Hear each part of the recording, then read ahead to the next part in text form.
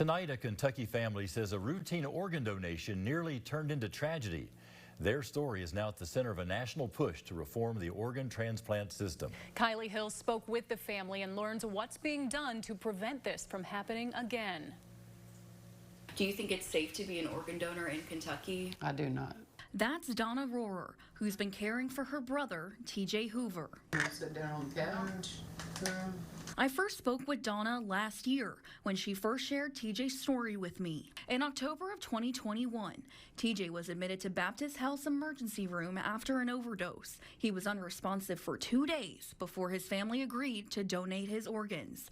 But what happened next was horrifying. He was then thrashing around, crying, trying to pull his tube out. He was pushing everybody's hands away that were trying to prep and drape him for surgery. Now, TJ's harrowing story sparked a federal investigation and several congressional hearings on Capitol Hill. The U.S. Department of Health and Human Services says it will reform the nation's organ transplant system after its investigation uncovered disturbing practices by a major organ procurement organization. They looked at just 3 months of data from earlier this year and found that it had happened 20% of the time when someone was wheeled into the OR to be an organ donor in Kentucky and it was stopped because it turns out they were still alive, that they never should have been wheeled in the first place. It makes me sad that TJ's not a one-off case, but at the same time, it just goes to prove, that it is happening, and it is a problem. Dr. Raymond Lynch, chief of the organ transplant branch with the Health Resources and Services Administration,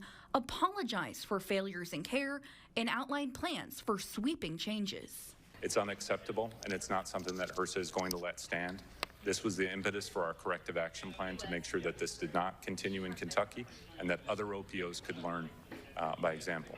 As for TJ, Donna says he's more stable now than he has been in a long time. Every recovery is different, but I put it in God's hands. He's here, because God has a bigger plan for him, has a bigger purpose for him, and his recovery is going to look like what God has for him. A spokesperson for the organization that handled TJ's case, Network for Hope, tells me it is committed to ongoing improvement. Kylie Hill, Fox 56 News.